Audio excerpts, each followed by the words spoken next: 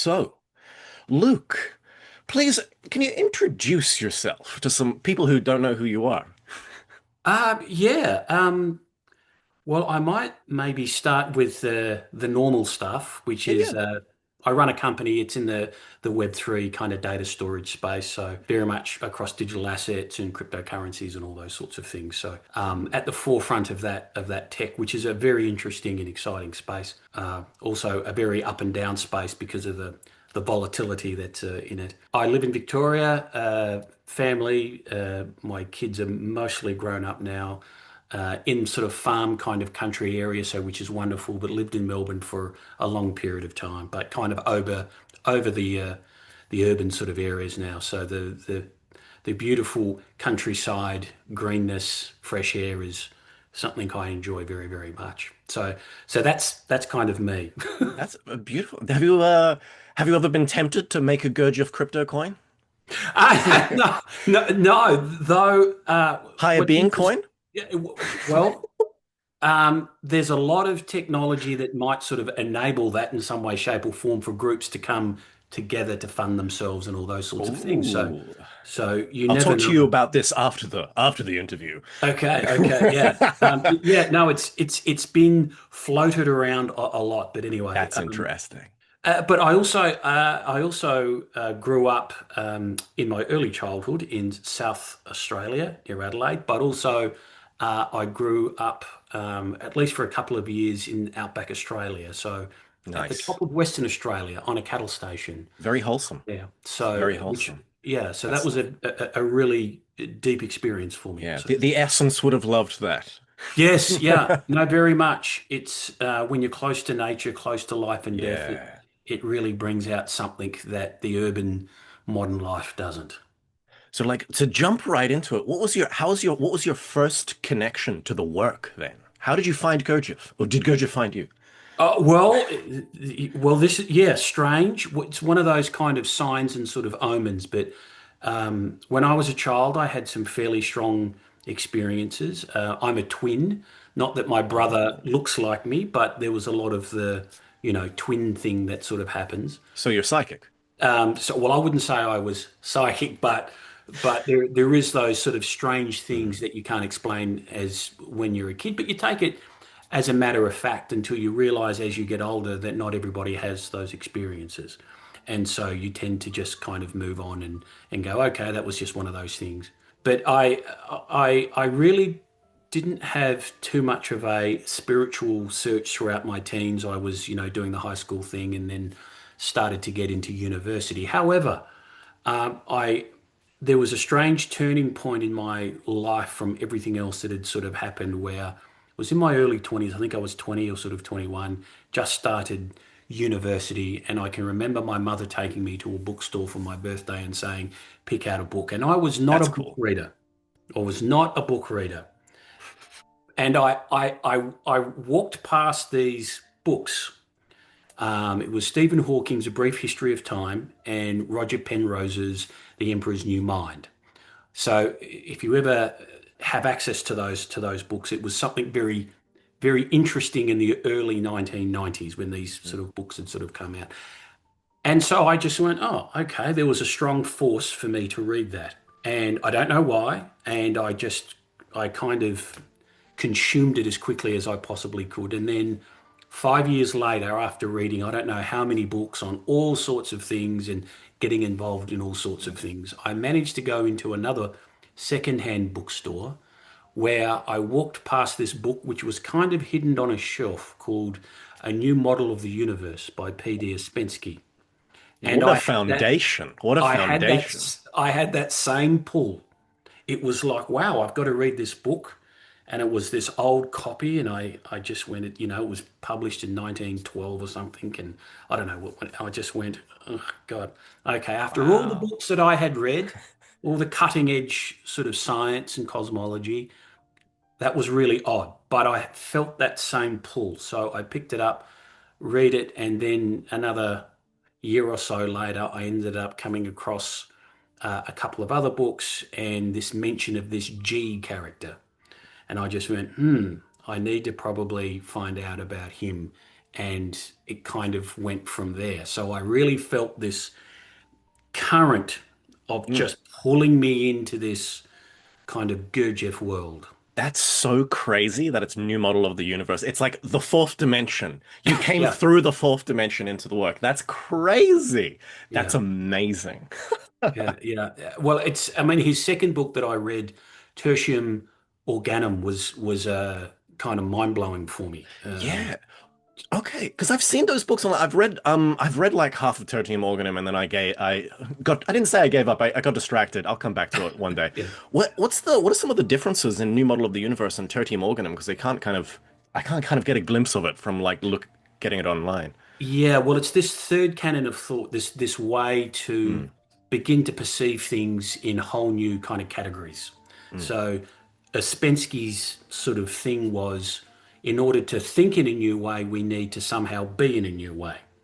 yes. And what does that mean? So, this is this sort of this third canon of thought. Okay, if we're going to move into this new century, because back then it was the early 20th, and so as he was moving into it, and of course, after World War One, all of the crazy things that sort of happened, and you could sort of see uh, the signs as we were sort of moving towards World War Two with the Reich and sort of other things that he was really searching for something, and certainly by then he'd met Gurdjieff and kind of done a whole bunch of things, and that you can very clearly see that influenced his thought. But there was just some passages, and there was a table in the back of that book which sort of really struck me on how we sort of needed to think in terms of time and thought and the dimensions. And it was just something that for me I hadn't come across or read about in all of Yes. the work that I did at university, postgraduate stuff that I had done, and I just gone, well, how has Mm, this been missed? It felt important to me, mm, and so that I kind of went down the rabbit hole. That's beautiful. That's beautiful. So you started hearing about this G character through Ouspensky. You got it through Yes, Ouspensky. yeah. I'm an Ouspensky enjoyer myself, but so what was your first I like to ask this question. What was your first impression of Gurdjieff when you found out about the guy and you started reading about him? You're like, who is this guy? Fraudster, magician, philosopher? What was your connection or impression? Yeah, no, a good question. When I first read In Search of the Miraculous, the thing, I think I read that in like a day or two. I just Wow. like consumed it, inhaled it, probably is a better word. But the impression that came out for me is that he was asking all of my questions. Mm. It was like, yes, that has come to me, this and this and this. And how did this guy know what I was thinking or my questions that were a personal search for me 100 years ago or 80 years ago by then? But it was this strange, there was something that kind of echoed through the ages. There was Mm. something that he brought in the way that he brought it, which fast forward however many decades, Mm. touched me in a very interesting way. And all of my time in groups and working with other people, it's interesting. They have the same type of story, of course, in various kind of different ways, but there seems to be this interesting way that people come to it. They kind of hear and feel this question that he had started some time ago, and it kind of echoes in them. Mm. Very interesting. That's very well put. Very interesting. So you got your impression of Gurdjieff, and you said you started working in some groups. Can you talk about some of your time in the groups and what you learned from them, and which groups you found? Because it's like Oh, they're rare. They're hard to find, man. yeah, well, they were harder to find 25 years ago. But it was so this was probably the late 1990s, and I had moved to Melbourne, and so there was a group, strangely enough, that had just recently been formed. I won't name names because those people would, I think, rather not be identified. But it was just very interesting And there was a whole history with the way that this kind of group formed, but it was linked with the mainstream groups that are linked to Gurdjieff via Australia and New York, France, London, and so there's this kind of network that came straight from him. And I was just fortunate that it just sort of appeared literally at the same time that I was looking for something. And it appeared in a strange way because back then it wasn't an internet search and Yeah. nothing was in a phone book. You Just could only, Ouspensky working in the higher worlds helping you out, man. yeah, well, it was, I just happened to go to a certain bookstore that just had a name and a number of someone if you were interested in Gurdjieff's work. Mm. And that was it. And it was very hard to see. Again, it was one of those I was drawn to a bookshelf, drawn to this. I had to like put my head down to find this little card that had a name on it and a phone number. And of course I called it immediately That's and then interesting. for the next 23, 24 years, I was working with those people and a range of other people across Australia, New Zealand, and the world. So, and had all sorts of extraordinary experiences with those people. But it's not well advertised. It's certainly not so much out in the public space. In the last probably 10 to 15 years, there's sort of been an explosion Mm. of We're Gurdjieff's we're stuff back. and lots of commentary. Yeah, yeah. And so yeah, it's been a very interesting journey, at least for me. So, That's very interesting. Anecdotally, when you said that finding a little like business card or something in a book in a bookshop, that reminded me of I once met an Italian guy who used to be a part of a Gurdjieff group, and he said that one of the not work exercises, but he said one of the requirements of being part of the group is everyone got these business cards, and they said every weekend you would have to like go out of town and find a bookshop, and you'd have to go and find work books or work adjacent books or yeah, spiritual books, and put all the business cards like yeah. in the books in like bookshops and just kind of put them out, and that's how they spread their message. And I was like, well, that's wild. It almost seems like something like that happened to you, like someone spread some like a seed and you got caught, or a fisher of men, you got fished, Yeah, yeah. but in a good way. Yeah, I think it's very much like that. I mean, in Gurdjieff's day, he spent a great deal of time, energy, and effort trying to broadcast his Mm. work. Mm. And of course, which was much more difficult. Yes. Didn't have the Yeah. internet and you had to go through R.I.P. Gurdjieff newspapers. would have loved Twitter. Oh yeah, it would have been interesting to see what he would have done today. But Yes. that's sort of how it was because that was really the only Mm. channel really. Mm. So and then of course as things have evolved, most of the mainstream groups, apart from having a web page, really don't do much more than that. And I got to ask, with these groups, because you talked about like you were reading Stephen Hawking and Serene McGilchrist and all of these authors, and it seems like you got this really strong foundation, and then you entered the literature not through a lot of people will say, oh, Ouspensky, but they'll say In Search of the Miraculous or the really thin book, which I can never remember the name of, Man's Possible Oh Psychological yeah, Evolution or yeah. something. But like Tertium Organum, that's a hard read. That's like so it's almost like you kind of came in with this huge foundation. What did you what did you get out of the groups? Did you get like I guess we all get things out of group work, out of seeing other people work, and that's something. But were you? It almost feels like were you kind of a big fish in a little pond, or was it actually good for you in in a way? It was good for me. What I wanted and what I was searching for was practice. I Mm. wanted to find something that was able to live and be alive, and I Mm. felt that through Gurdjieff's work. Yeah.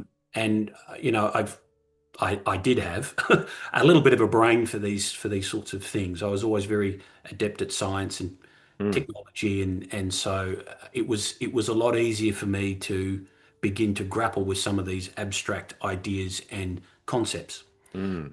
But what I was really looking for, because I sort of come from a very practical life, living on farms and as a Yeah. therapist and other bits and pieces, was I could see the virginings of quite a unique practice from Mm. everything that he had said, and that's really what I was searching for.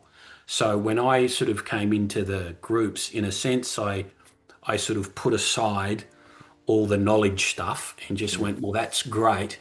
But what I want is to really delve into practice and go deeper and see what's there. And I was just, very, very privileged to be guided and helped by many, many people. But there's always then a work to try to connect and be in relationship to whatever all of those ideas are to practice. Because at the end of the day, the work is meant to be lived, not thought about. Yes. But it's all of those things that help to shape something in you that allows you to then live it. So there's lots of very complex things which are needed to do something very simple. Yes. Yes. 100%. Okay. In regards to this practice, because there's not much practices, there are practices in the books, actually, if you know where to look and if you know Yeah. how to read them. But when you're in that group, if you will, can you talk about some of the intro practices they give? Well, a standard one, and this is certainly a practice that I give because it's kind of foundational. Mm. And it's about being able to strengthen the quality of one's voluntary attention by connecting with the sensations of the body, Mm. um, which doesn't seem obvious to begin with, Mm. but it becomes a lot more apparent because we're not connected with the body. Where our modern world pushes us into our heads and we kind of stay there and we try to think our way out of everything, and all of the energy of the body stays literally inside of our skull and doesn't move anywhere. Mhm. And so Gurdjieff's primary initial goal is to strengthen and expand the quality of attention. And the head brain, the intellectual side of us, can really only take that so far unless it can relate in a different way to the body and the vital energies of the body. And one way we connect with that is through the sensations of the body. So, pain and tightness and also the sense of skin. For example, our skin is the largest sensory organ in the body. It's more complex than any other sensory organ we have, like the eyes or the ears or the tongue. And so by connecting to the sensations of our skin, the pressure, and one can begin to open to a different state of being because we come into relationship with the body. And it takes time. It takes time. And I think primarily because we're so pushed into our heads Mm. that we uh, we really lack the education, in a sense, to come back into the body.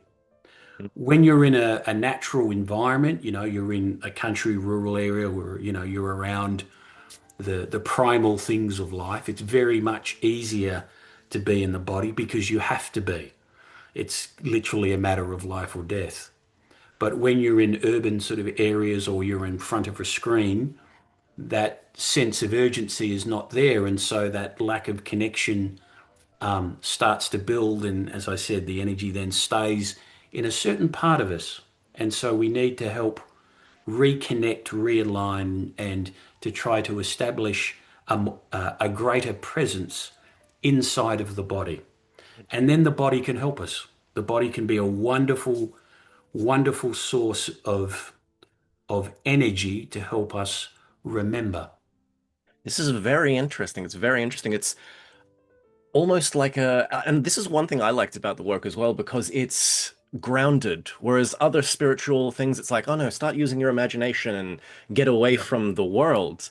Whereas this, it's like, I always liked it because it's more like Gurdjieff is almost saying, you got a body, you may as well use it. And you're working with this body as an alchemical vessel. And it's interesting you use the term energies there. Yeah, yeah. And it's very, yeah, very much like that. And certainly my experience is when the imagination is not anchored into the energies of the body, which is the reality of our being, because all of the energies of the universe Mm. literally flow through us. So if we're not grounded in it, then what happens is that the imagination just runs off into fantasy. And spiritual fantasy is just another form of sleep. Hmm. And so for Gurdjieff, the imagination actually can be very, very helpful. But if it's not grounded and if it's not related to the body, which gives you a good way to check yourself, then you kind of, what is, as he say, you're a candidate for the madhouse. Mm. Mm. No, 100%. That's very interesting now. So, because this is interesting, because a lot of people read Gurdjieff on a surface level, and some don't like him because of his antagonism towards imagination. Because Yeah, imagination is a big thing in the Western tradition. Like, if you read Paracelsus or Franz Barden or a lot of those people, they all say things, use your imagination, but they mean it very particularly. And I yeah, always understood that Gurdjieff, when he said he's against imagination, he meant against fantasy. yeah, And it's very yeah, refreshing to hear someone say it now. It's like, it's yes, there's as you kind of described it, it's almost like not an awakening, but it's like there's a cultivation that needs to happen so your imagination isn't just delusion. yes, yeah, yeah. And look, he says this quite clearly in one of his books, Life is Real and Then When I Am, Ah, that this faculty of imagination actually can be the chief sort of instrument to liberation. interesting. That's what I haven't, very few people have read that one, I think. Yeah, but he puts a big cautionary tale, and this is the delusion is that rather than doing all of the grounding work first, people try to leapfrog, into, using the imagination and trying to create all of these worlds, and then Mm, often try to combine it with, drugs and sex and all these potent energies, and it generally doesn't end well because there's mm, nothing that's grounded that can flow naturally in the body. mm. Yeah, like but 100%, even without the drugs and all of that, it's like I often see. I want to like slander other systems, but Vajrayana Buddhist schools focus primarily on imagination, and it's kind of like to go from a normal person to, oh no, just visualize yourself as a Buddha made of crystal and then fill it with fire. I'm like, they're just sitting there thinking. Yeah, Nothing's happening. It's like yeah, there's something missing, and this is a key stage. A key stage. So thank you so much for this. It's very interesting.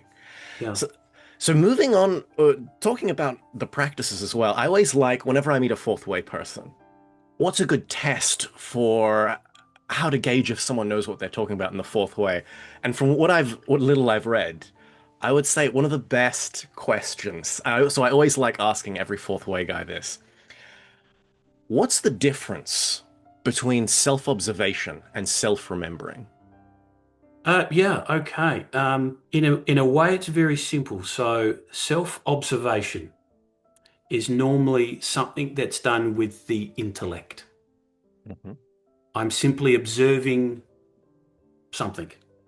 Often it's in a glimpse, and many of the preparatory type work that's done, like with alarm clocks or shocks, all those sort of things, is to interrupt the machine a little so I can witness what's happening.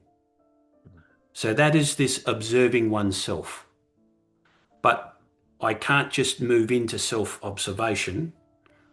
What I need to do is work with an exercise that allows me to observe something about the way that I work. And so this is important. Otherwise, I just observe with one part of myself. And what I really wish to do is try to observe with other parts of myself. Otherwise, I get a very lopsided view, Mm, mm, and this is part of the identification. So if I'm just observing myself in normal life, I'll just be observing all the things I like. So with some of the exercises, it's about, well, can you observe the things that you don't like?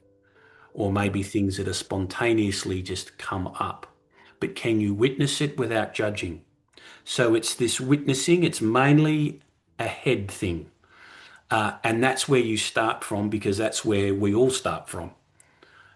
And then that can expand and grow. Self remembering literally means to reconnect my parts, okay. Very literally. So interesting. remember, my members are my parts I wish to reconnect. Self remembering begins what I alluded to earlier with being able to connect to the body. So my intellect beginning to connect with other parts of myself. And so by remembering, that is, trying to assemble myself from the inside, I begin then to form more of a whole self. So self remembering is, which self do you wish to remember? Which self do you need to reconnect to and relate? And so self remembering ventures out from just paying attention. Normally in the books, there's a like a double attention, the two arrows that Ouspensky has and everything else. In Bulbsy Bub's Tales, it's very different, a very different presentation. But it is this sense of, once I can observe myself enough in all sorts of different conditions and environments, I can begin to have enough material to have a bit of a sense of all of these various parts of me. Self-remembering is, okay, now that I've observed the parts, can I now begin to relate them? So it's like, I don't know if you've ever owned a beat up car. I certainly have. And if you want to go to fix it, what do? You pull it apart, you observe all the bits and pieces, what's rusty, what's not rusty, and what'll work, what parts you might need to replace. But at some point, you need to put them back together again. So that's the differences in practice between self-observation and self-remembering. Self-observation is the preparation to the remembering part. Interesting. So it's a collecting or a coagulating of the essence and building it up, the self-remembering is. In a sense, yes, but it's this active use of attention, which literally means to gather one's energies. Okay. So, how this is normally initially done is, if you sit in a group or by yourself, these exercises, one sits quietly and tries to connect to the body. And I just try to sustain that connection with as much of myself as I possibly can for as long as I can. That is a preparation for attempting it in life, in my job, when I'm working with other people on public transport or whatever it might be. So self-observation is the preparation for self-remembering, and all of the exercises and practices are all preparation for, can I apply this in life? When someone is screaming at me in work, can I have a connected presence with my body? Can I collect myself and not be, strewn away with all of my anger and so on and so forth? And so that's a good test. It's like, okay, I can do it when it's quiet. Can I do it when it's chaotic? And so these are the measures, the yardsticks of where I am in my work. And for a long time, one has no hope of doing anything in life, but one needs to keep trying, Hmm. even though it's constant failure. And that's another work in itself. Can you persist when it's constant failure, or what you think is constant failure? And so there's all these very interesting things that can occur by just working with some simple exercises. But yes, we need to observe and witness first, otherwise there's no material for us to work with. But then it's, what do you do with that material? And this is this, I need to relate and connect my parts. And that begins with connecting with the body. It's very interesting. So the self-observation is the kind of the gaining the pieces, and the self-remembering, the goal of it would be to eventually create something permanent or crystallize a permanent center of gravity. Yeah, yes, that's a good way of putting it. This real I, this Mm. center of initiative, as Gurdjieff puts it, that we need to have a vessel in us. In the secular world, it's called maturing. You mature. Well, what does that mean? It means that there's something forming in you that's relatively stable, that you can initiate things from. You're not just all over the shop, you know. So that it's kind of part of that. But the work starts a long way back. It's Mm. when one comes into it, in a sense, it's, you've got to take baby steps, persist, and not try to leapfrog to man number seven. Yes, that was all very well explained. So I got to ask, with your now, did you become a teacher of the fourth way? You kind of you were in a group. Did you graduate out of that group, or did you get training in that group and begin to teach there? Well, I did many things in that group and various roles. Mm, One of them, I suppose you could say, teaching. I put it with a little t. We're all a teacher and we're all a student. There are sometimes we need to teach, which for me, teaching is about how to help other people learn rather than putting myself on some kind of sort of hierarchy. But I had some questions that had been brewing for a long time that couldn't find their place within the mainstream groups. And I think primarily that's because I have been in tech for a long time, and I was starting to see some of the things coming through that just changed the landscape of the Gurdjieff work and indeed all work. mm. Um, and and so that for me needed some attention.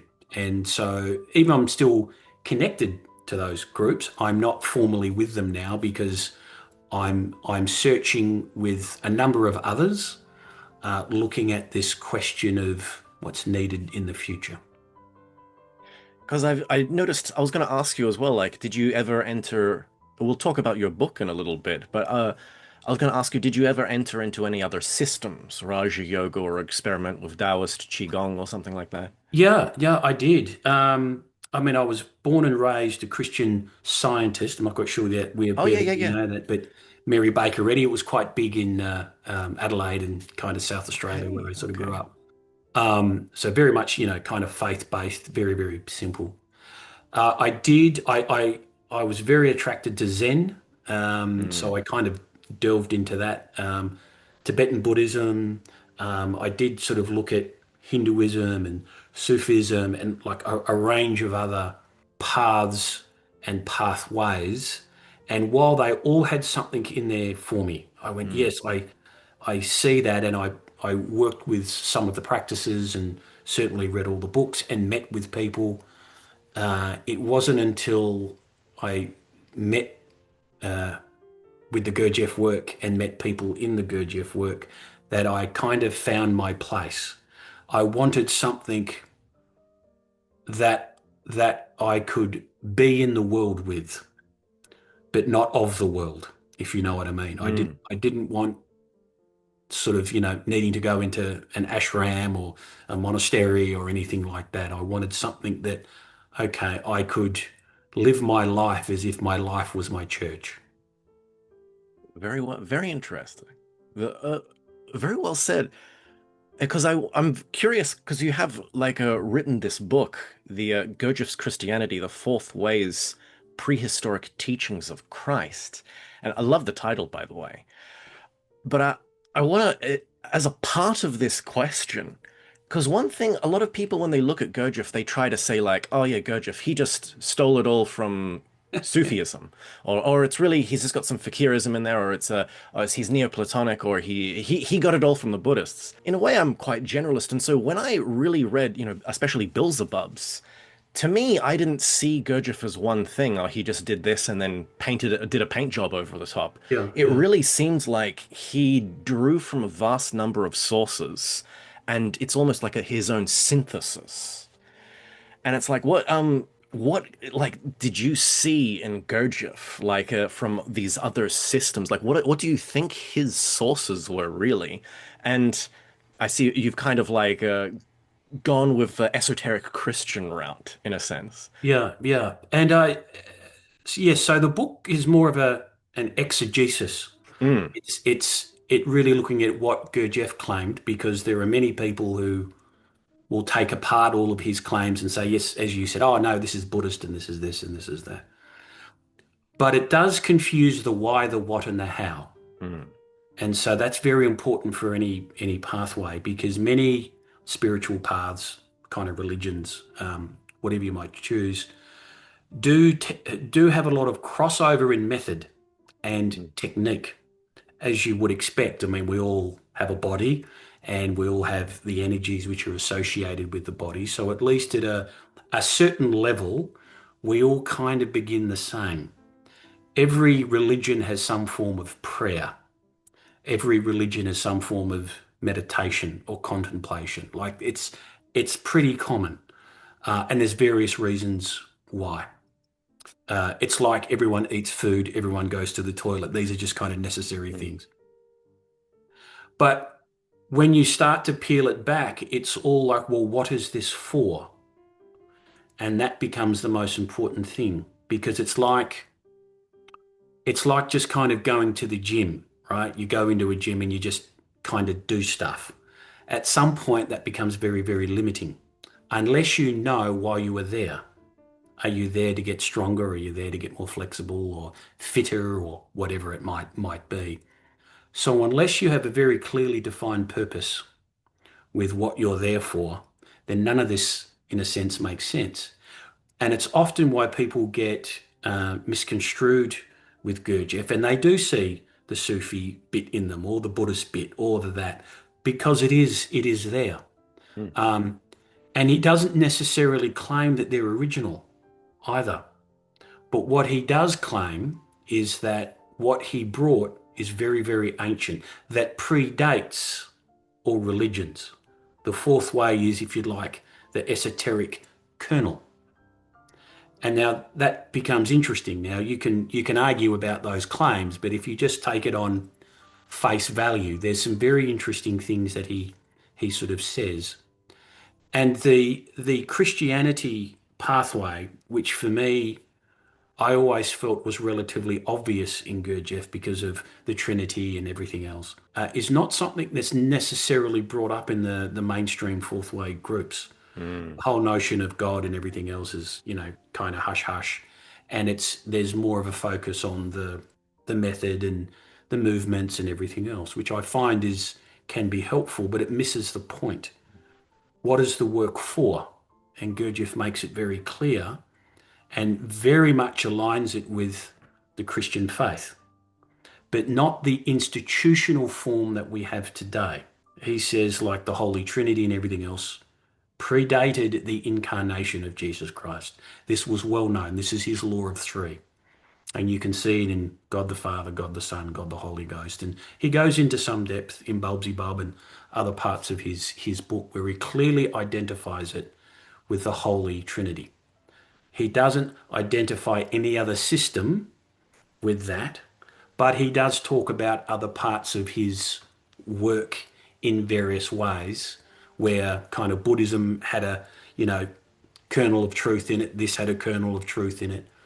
But he also says they all miss something or they've all been corrupted over time.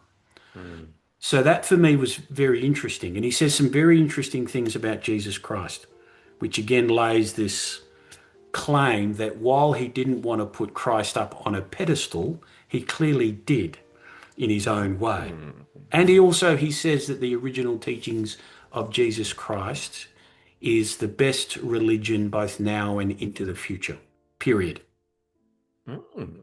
He also says he had access to these original teachings through a childhood friend of his who became an assistant to the abbot at a certain brotherhood, which is interesting. So he lays claim that he had access to these original teachings of Jesus Christ, which he said has been lost, um, and that he says that if this original teaching was adhered to in its original form, it would be the best religion of all time, which is interesting. And then he doesn't say much more than that.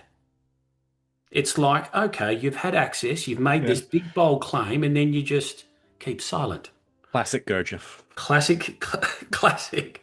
But then he speaks about all of these other things, some of these characters in his book in Bulbsy Bub's Tales, and some of the things that they were able to do. And when you look at his work and how it unfolded, very much linked to the Orthodox faith, all of these bits and pieces that once you start to tie in, and if you can park all of the language and all of the baggage, really what he's saying is essentially the message of Christ in the Gospels.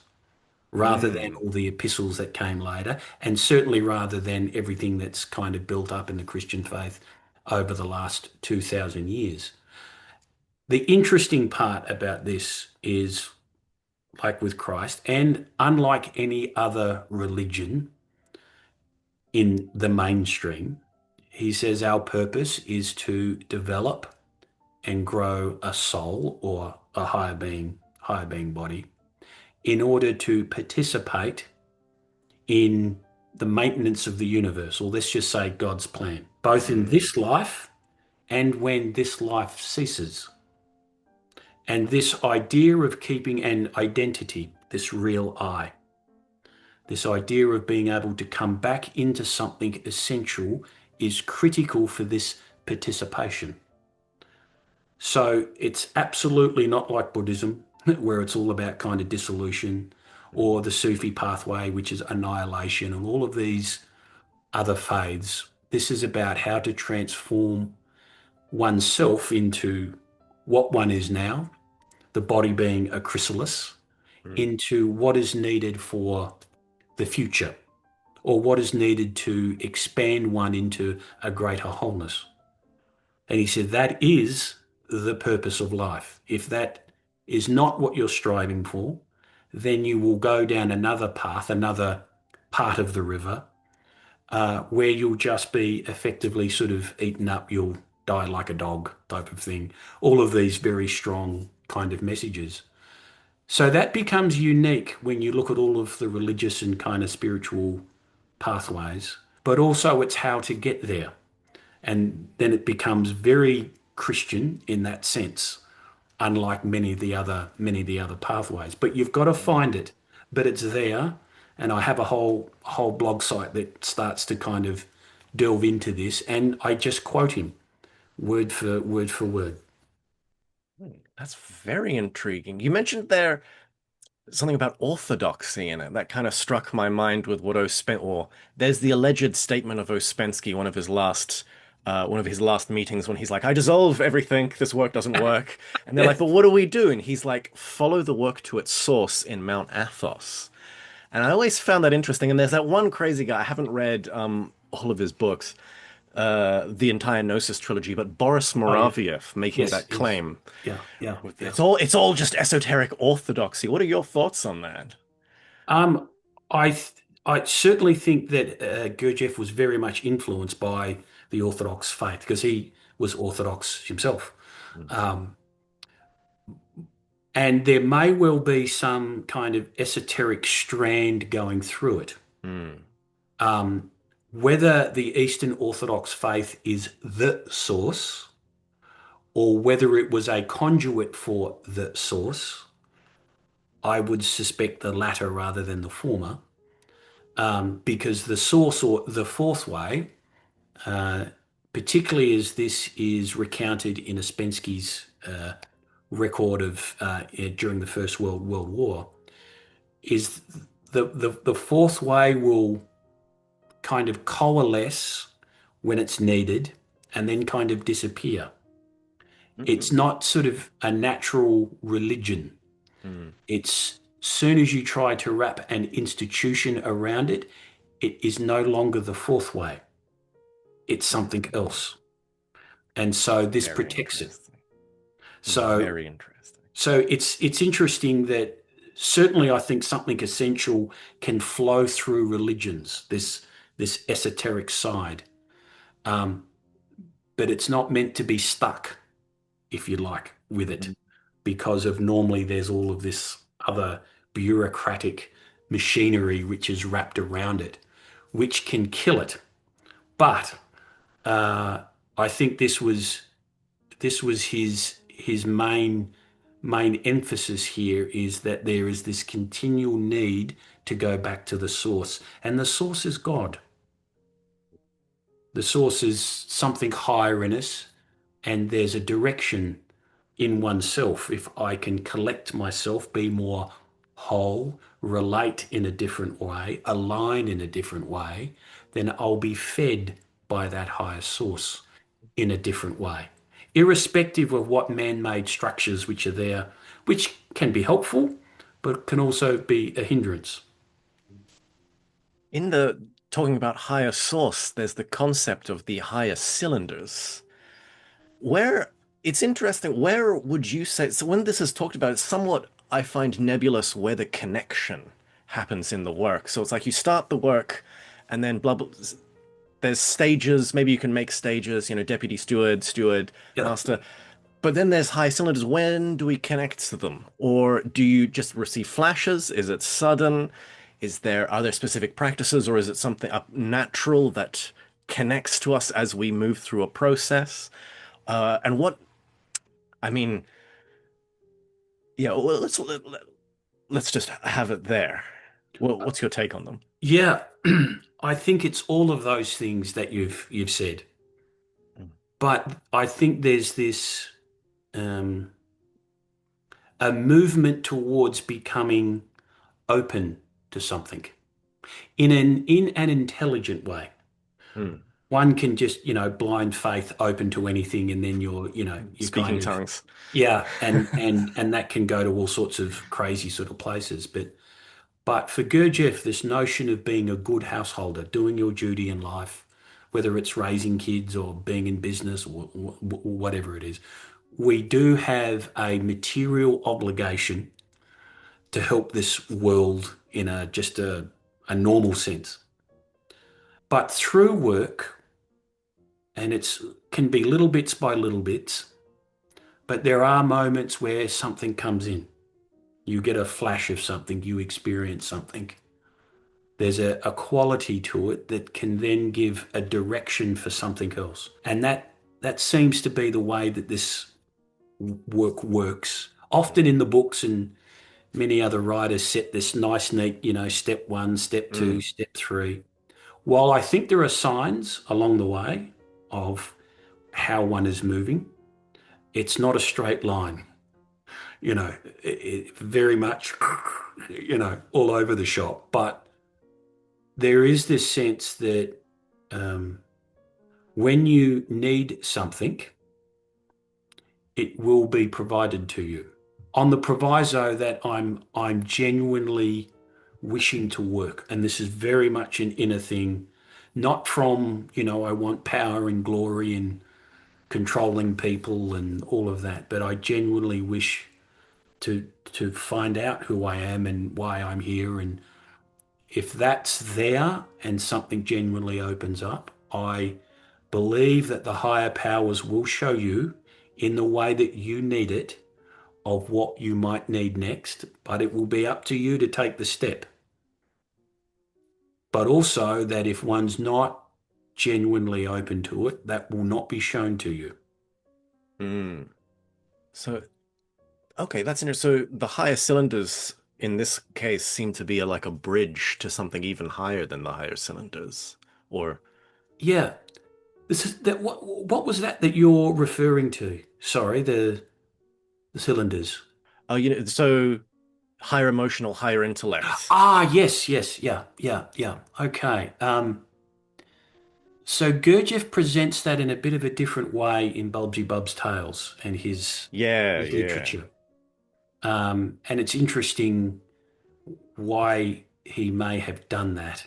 Because Um, it seems like he kind of drops the concept and goes more into being bodies in his. yes, it's still there, but in a slightly different way. And he talks about the development of higher being bodies and these certain qualities which are needed that it allows this to happen. Um, but I still think it's useful the higher centers because in a way this uh, organic part of us, the part that needs to be involved in life, the material things of life, paying Mm, rent, mm, all of those, needs to be in a certain way. There is mm, just, there is right and wrong. We need to make a choice about things. There is the kind of resources we have are limited. So, that's a very material issue. But often, and Gurdjieff talks about this, that some of the ways that we can be influenced if we're sensitive to it is through myth and symbol and parable and metaphor because they're able to break through the linear formatory thinking that we normally have and is able to shake something in us because somewhere deep inside in our subconscious we understand what's being talked about, but our normal consciousness just can't wrap itself around it. I'm not quite sure when you were a child, but nursery rhymes and fables and all of these stories that you just go, when you're a kid, you're captivated. In a sense, it's all pure fantasy and lie, but there's a truth behind it that your mind can't grasp, but something else can. And so then we then go from childhood into adulthood where we get drummed into us that, think about A, B, and C and logic and, anything that's non-rational is irrational. And then at some point we need to re-engage with that again because that's some of the higher centers, higher forms of life speaking to us. And so we need to then try to listen to it again.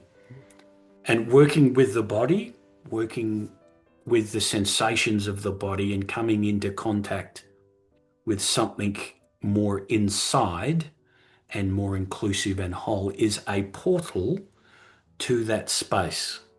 That's a far safer way than just allowing the imagination to go there. That's not anchored in anything but itself. Mm, mm. That's very interesting. Going back to the body then, I very no, that was very helpful what you said about the myths and all of that. It's interesting. The path seems to be quite of a mysticism, of kind of it's almost like the sea influences beyond the veil come and Yeah. help you in a sense. But we still need to make work. We still need to reach up to that, but they come down and help us. But is there in the doing that we do? So you kind of mentioned at the beginning, we work with our body, and as we are able to sync our awareness, our attention into our body, almost new impressions unfold. We begin to work with energies. Uh, what can you kind of describe of this? Can you just, is this an elaborate energy working, or is it more of just a cultivation of energy, as in like, in systems we'll talk about chakras or dantians, whereas Gurdjieff just kind of seems to be like, get your body in surplus. Yeah, that's interesting. The way that he presents it with his hierarchy of energies and Mm, qualities of energies. And this is one of the things that I love about the Gurdjieff work, that his cosmology, anthropology, and his mm. psychology are all internally consistent. And interconnected, which is Yeah, crazy.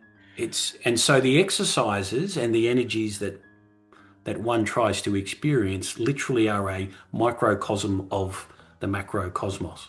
And if one thinks about it in those terms, then it becomes a little easier. But these energies, and certainly in my experience and experience of others, there is a great deal in us that we need to work through Mm, in order to unravel a little. We all come with a lot of baggage, whether we like it or not. It's just the way it is.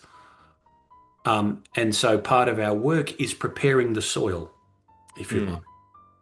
mm, We need to inhabit more of ourselves. We need to be more present. We need to begin yeah. to be more malleable inside. There's a saying of wishing to be a good container, Mm, a good vessel. Then these energies will find their place in you. You don't have to reach up to them. They will come down. In fact, they're always here. They're always wanting to get in, but we're always blocking them. Literally, we're closing the door. And so there's a metaphor used about the mansion and being in a house and the steward. Well, what does a steward do, or a deputy steward? Or what does any good householder do if they're wanting guests to arrive? You clean the house, you make sure the rooms are in order, there's plenty of food in the fridge. You're welcoming and inviting, you keep the door open, and then the guests can come in. But if your door is closed, your curtains are shut up, the house is dark, then there's no way the guests can come because they're not invited. And so there's this work in a sense of preparing the lower nature of ourselves and trying to align and kind of balance this man number four, as Gurdjieff talks about. And that is our primary work. The rest of it is not up to us. The rest of it comes down from the higher powers, from God, who can then fill those places and those energies come in. And certainly in my case, they will work for you. They will help align something. They will help heal something, Mm. whatever that is. My work, in a sense, is to allow that to happen. Sometimes it can be a little scary because Mm. it's completely foreign. Sometimes it can be quite explosive because these energies which are wishing to come in meet with something in you that is not quite ready for it. And so it can cause all sorts of issues. But eventually, if I keep working, something opens up, those energies meet, and then there's like a partnership. You just know that if you try a certain exercise, you just have to prepare the way, and these energies will come in because they want to. They want to help. They want to be there. That's interesting. So you're describing the work in a way of kind of organizing the lower nature in a way that we begin to court something higher. We Yeah. court the higher thing, but as it comes into us, you said something very interesting there. As it comes into us, it may not sit right, and there may be certain explosions. So I assume those are, because I was going to ask, are there any signs or waypoints? Like, do you somatically feel your pressure in your body, or is it more psychological? Like when the energy comes in, you can't help but feel annoyed for an entire day and you just have to not explode or something like that. Well, at least in my case, and I'm fairly confident to say many other cases, it's not a psychological thing as we Mm, would normally understand that. A conceptual, um, it's very much in the body. The viscerality of it is unmistakable. I know in my very own interesting. case, when I've had certain qualities come into me, I've been just knocked over. Literally had to sleep for 2 or 3 days. Like my body, it was like receiving lightning, and my body just couldn't quite handle it. But it came in anyway, which is a very interesting question. Um, there's other times where there's been certain pains, certain tensions, certain feelings that have come in that feel it's almost like one is being purified and one's releasing or eliminating something. And and when one begins to recognize and not be scared, unless of course it's a medical issue, then certainly get that checked out. Um, but it's strange. I've had some of these things, and I've been to the doctor many times, and they just go, you're fine, Luke. What are you talking about?" But I've had this, I've had that, and it goes, and then I've realised, okay, I've seen this before, and if one can begin to be sensitive with the body, then you start to see those patterns, or you start to see when those energies come in and how they move in you. And then you can start to kind of differentiate between the stuff that's just injury and illness, Mm, as opposed to, no, there is another quality there that is moving through me because it needs to. Its intelligence is far higher than mine. But also, that doesn't mean that one gives into anything. So there's something I need to be intelligent mm. with. So you're not Um, completely passive. You're no, not oh just no, passively accepting. yeah, no. If you go down the, holy Jesus sort of type of Take the wheel. take the wheel, take the wheel. That obfuscates, in a sense, why these energies are here. They, in a way, this higher blending with the lower to Mm, actualize the middle mm, is something we need to participate in it, but not impede it. So this is the interesting paradox with work. One needs to do some very active work, but at the same time, I need to be just very receptive. Mm. I need to be alert but not alarmed. So I'm constantly asked to be at the extremes so something can arrive in a form in the middle. So, and so you did clarify this is something somatic and physical and visceral, but Absolutely. you Absolutely. said that there are other people who kind of had the same experiences. What are some of the more usual experiences that someone would feel if they're progressing properly in this way? Yeah. Well, as just some general guidelines. It begins in the body. One is softer, more relaxed. Even in high tension type of environments, I can maintain a relatively relaxed composure. I'm not as influenced by what's around me because there's something in me that can flow. When I'm tight, like wound up, I'm literally not allowing those energies to flow within me.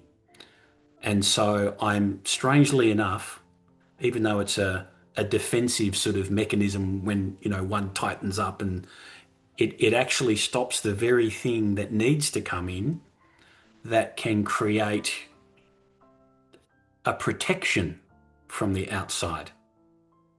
So the body, the softness of the body, a relaxed body, a body that can maintain a good posture, that is a supportive posture Mhm. in all environments and the conditions I find myself is a good yardstick.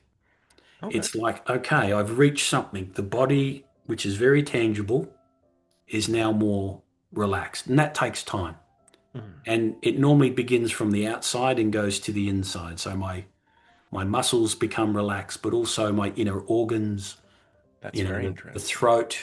That means there's something working in me that can allow the body to maintain a composure that keeps those energies flowing. So that's a good sign. Mm. Can I make a guess? You said it kind of starts from the outside and goes inwards. What happens when it gets to the marrow of the bones? Well, that's interesting. If you're allowed to share. No, I always thought there was a limit to how much one can soften and relax, and I certainly haven't reached that limit, and I feel I'm very far away from it. Okay. It literally goes down to the cellular level in a sense, Mm. maybe even kind of beyond that, which really raises a question of what does it mean to be softer and more relaxed? Mm. Mm. There's something in that. It's not just, I'm not tight, but yet, what does it really mean to allow myself to be that soft and open, yet at the same time maintain a minimum amount of tension to allow me to operate in the world? Again, here's another paradox.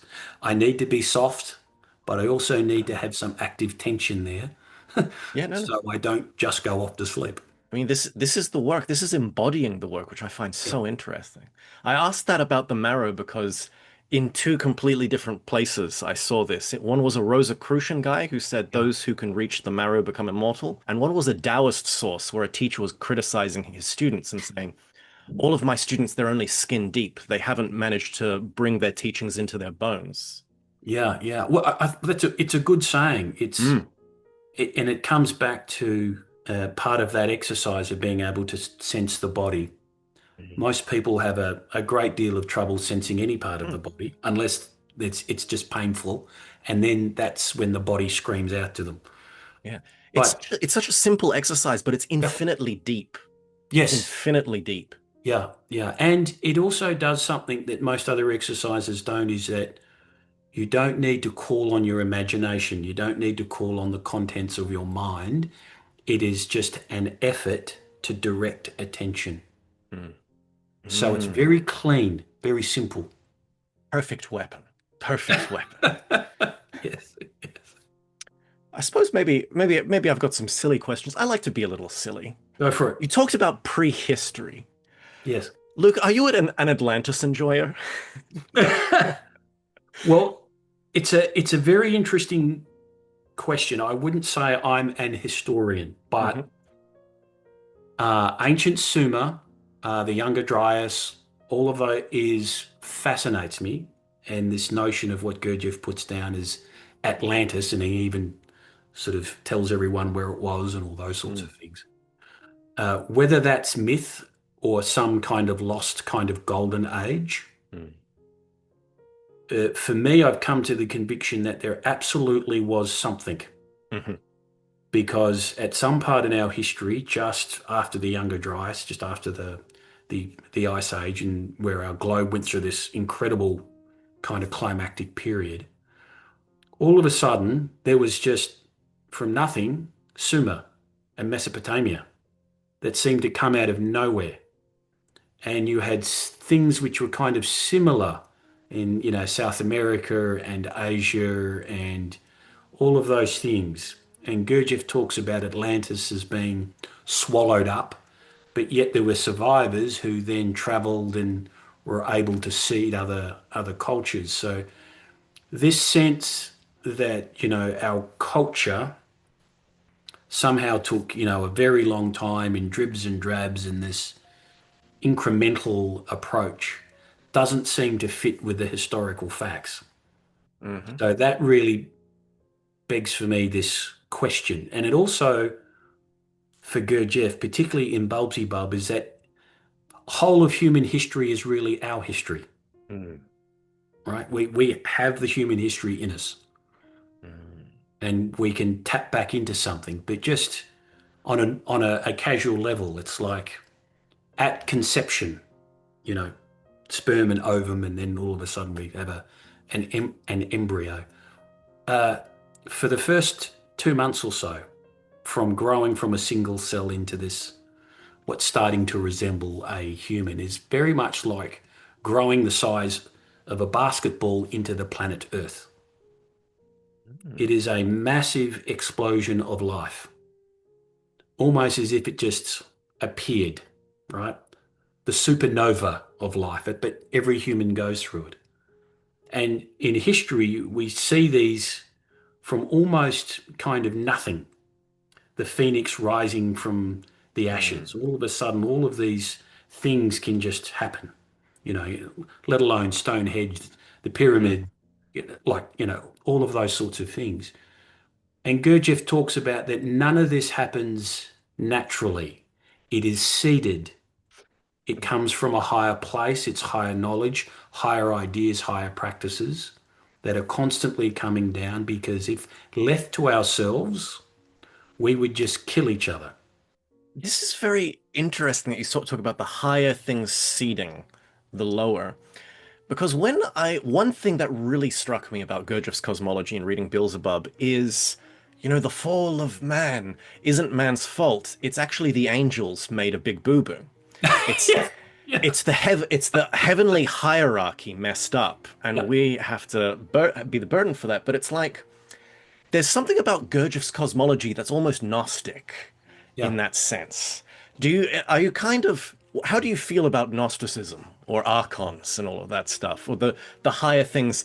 Are there higher things that may not make mistakes that may not be good for us, or is it all good? Well, I, I, th- I think God is good. Everything else under that is all relative. That's a good way to put it. That's a good way to put it. But if I go back to Gurdjieff's cosmology, it's really an ecology of consciousness. Mm, There's okay. something higher and there's something lower, and there's this ecology, and everything Yeah. interacts. And he has some very long, crazy words to represent what that means. Good old heptaparaparshinox. Yes, Trogo autoegocrats. yes. Oh, wonderful. Yeah, it's a great read when you're going through it. But some of these words really put into question this idea. Why would we think that we're the apex of creation? Mm. It's pretty arrogant. It's like, really? Okay. maybe there is something that we're not aware of, which is of a greater intelligence. I would even say that there is already an intelligence that is much greater than us, and it's called the body Hmm. because it literally is the best support system we have. It literally keeps us alive, and it can do things that our flimsy consciousness couldn't hope in hell to achieve. And yet we somehow call that less intelligent. Hmm. Interesting, the arrogance of man.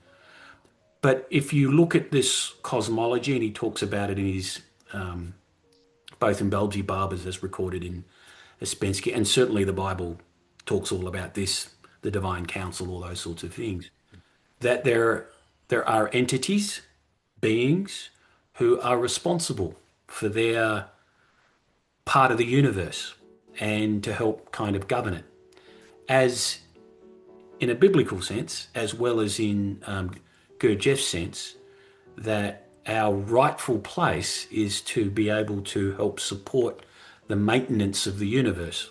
Mm. And that also goes to our planet. You know, there's something here that we can participate in, that we can become a help to the universe rather than a hindrance. And Gurdjieff talks about that a great deal.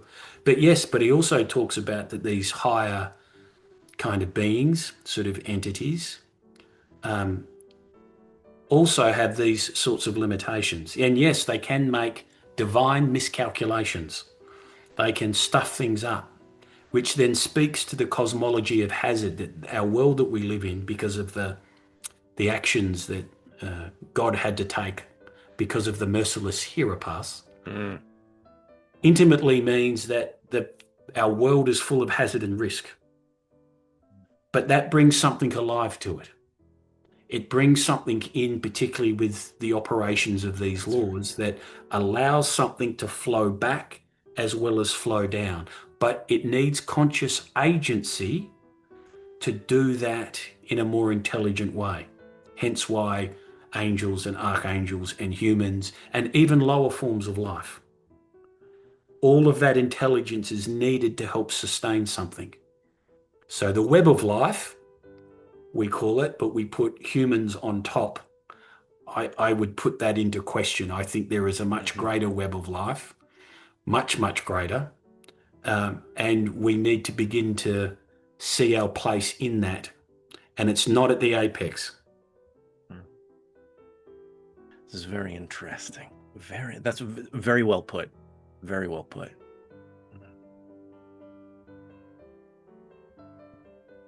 I'm just want to, because I don't want to go too long. I don't want to take too much of your time. I'm trying to think of like the last question. Like, should I ask you this one or that one? I kind of do want to ask about higher being bodies, or to go back to higher being bodies, because Yeah. a part of world maintenance and creation that Gurdjieff seems to talk about seems how we participate in that is the creation of these higher being bodies. But as far as what I understood, my takeaway from it was the creation of these higher being bodies is merely this cultivation of self-remembering. Fundamentally, it's not just self-remembering, because it's via living our life with this self-remembering present. As the impressions come in, a friction is created, and that friction draws the abstrus donus and the helc donus out. And the higher being bodies are just automatically crystallized out of that.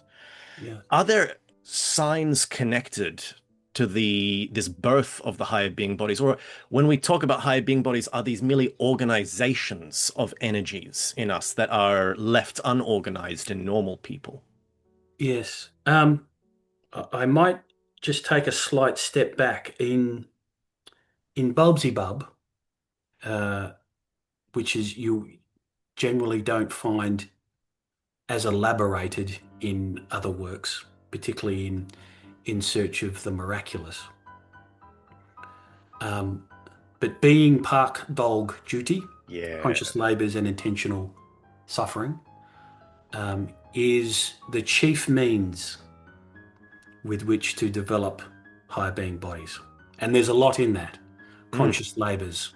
which is being conscious of why one is working. Intentional suffering, which has a very deep meaning in terms of the nature of suffering and what it means to intend to suffer, but not Yes. want to suffer. Yes, yes. Can you actually go into that a little bit? That's something I think has become a tripping stone for people, Uh, intentionally suffering. yes. So, some broad headlines when normally in spiritual practices, when people talk about intentional suffering, it's essentially just what I would call normal world suffering. So I create a business and I know I'm going to suffer. I'm going to have to work late nights, all those sorts of things, make sacrifices. But at the end of the day, the benefit will be for me. Hmm. Whether I go to university and want to get a qualification or whatever it is, that's just the normal life suffering. But that suffering, whatever comes from it, feeds my ego. It supports something. Now, that's not a bad thing. One needs to stretch oneself and have something more defined inwardly, which we would call the ego. So it is legitimate to a certain point, and we all need that. But to intentionally suffer is not wanting to suffer. But if suffering comes your way, you'll face it. Hmm. And that suffering can be useful because it doesn't go to you because you're not wishing for it, you're not wanting it, you're not even allowing for it. It just is what it is. So one of these things maybe is an So, example. so just say Sorry. you're not deliberately making yourself suffer more and thinking that's No, doing the work. no, correct. There's plenty of suffering in life rather than adding to it, Hmm. right? But when you when you try to add to it and make yourself suffer, it ends up being like a badge of honor. It ends up being like a medal. It's a competitive race. Look at me, I'm suffering, I'm suffering. And that goes to the wrong place. That goes to the wrong place. I can remember when it became much clearer for me in terms of the suffering kind of component when my son was born. This was 20 years ago. And I can remember needing to get up in the middle of the night. He was screaming. He had some issues, um, and I was stuffed. I was a young dad, like just kind of crazy. And I can remember this suffering of, oh, I just need sleep. I don't want to get up to him. It ended up being all about me, right? And then when I eventually forced myself up, and then I saw my son. I just went, this is not about me. It was just something that hit me. This is not anything to do with me. He needs me. He needs me, and that's it. And I'm the only one that can help him. And then all of a sudden, all of that suffering and angst just left. And I literally felt that whatever that energy was, go from me and go somewhere else. And then I was able to come to it in a different way. And indeed, I didn't suffer with it. It was a duty. It was a joy. I'm needing to help my son because he needs it. So I moved in an instant from this selfish, this is what you took on, Luke, as a dad and not wanting it, and it's all about you, and to all of a sudden, my goodness, there's another human here, a little human that needs me. But it was that experience of what happened to the energy. Hmm. Rather than it being all trapped up and locked up inside me, it was able to go somewhere cleanly. So this intentional suffering, and this comes back to some work practices where, I wish to see myself, the good, the bad, and the ugly. Generally, when we see something about ourselves we don't like, we run for the hills. We justify it's everyone else's fault, not mine, and that actually just creates more suffering. But to accept it, to begin to accept, okay, that's is what it is, then the energy can kind of move on. It can go somewhere, who knows where, but it seems to go to somewhere useful. Hmm. So this notion of suffering, which is essential in human nature, and Gurdjieff talks about this, is something we don't understand because we have or have been kind of built up to have a certain view. So there's an old saying, don't run towards it, but don't run away from it either. And that's probably a good kind of guide rail, which leads me into this crystallization, these higher being bodies. Um, in one respect, at its core, and Gurdjieff talks about this a great deal, is remorse of conscience. Mm. This, I see something, I feel very deeply I'm not aligned with something. I'm going against God, going against a healthier way, whatever that might mean. But to see it and really see it and feel it is able to connect to something much higher and simultaneously allow certain qualities of energies to enter that can begin to help form these higher being kind of bodies. So it's like we can be drip fed, and these higher kind of bodies are a body within a body. It's got its own organization, new organs of perception. So one sign to have an organ of perception is whether I can, through this connection with the body, develop a body within my body, a body of sensation that I can connect to it and it stays with me. So I'm never disconnected from it. And that quality is strange because it's very much like having a second skin. My body then begins to speak to me. I'm constantly being reminded that there's this body of sensation, intelligence that is able to shift my state, is able to help me in ways that my normal body can't do. It's just a lump of meat. It's a very useful lump of meat, but this other intelligence that's very tangible can then help. So one of the signs of the development of this is the body becomes softer, more relaxed, which means its energies are flowing through, as well as if I can sustain my connection to the body, then something is able to build up over time. Beautiful, beautiful. Like a gardener cultivating a majestic garden. Yeah, yeah, and it is. It feels very much like that, but initially it seems like all fantastic. We have this very strange sense in the modern West of the soul and everything else. Oh no, it's some, kind of ghost-like thing that no one can put their finger on. That's not my experience. Mm. My experience, this is quite tangible. And an analogy is like becoming more mature. You know, I'm assuming you're more mature now, hopefully, than you were 10 years ago. Hopefully.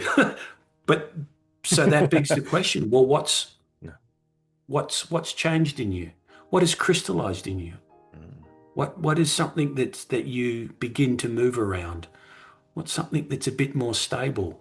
And all of a sudden it's like, oh, okay, it's not just psychology. There's something else going on there. Mm. Thank you so much, Luke. Thank you so much.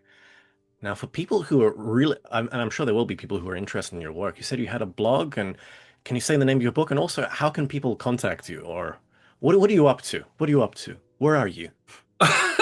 Well, good question. I'm, let's just say, exploring this question around what's needed for the future is something that really stirs me. And I don't know, but I've spent the last 5 years or so in a more concerted way Yes.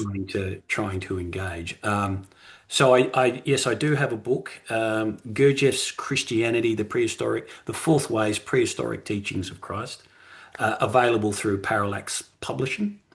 And I have a blog site called faithmadeflesh.com where I just kind of put some things on there. And in the background, I work with a lot of other people and networks who share similar questions.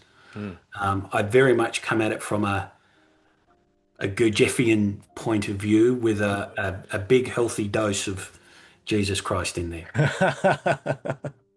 The cream on top, a good dollop of Jesus. Good top on top. Yes. Yes. No, fantastic, fantastic. Okay. No, thank you so much for spending your time. Thank you so much for coming. I appreciate it and thank you very much for the opportunity to speak with you because this has helped me immensely. So God bless. Okay.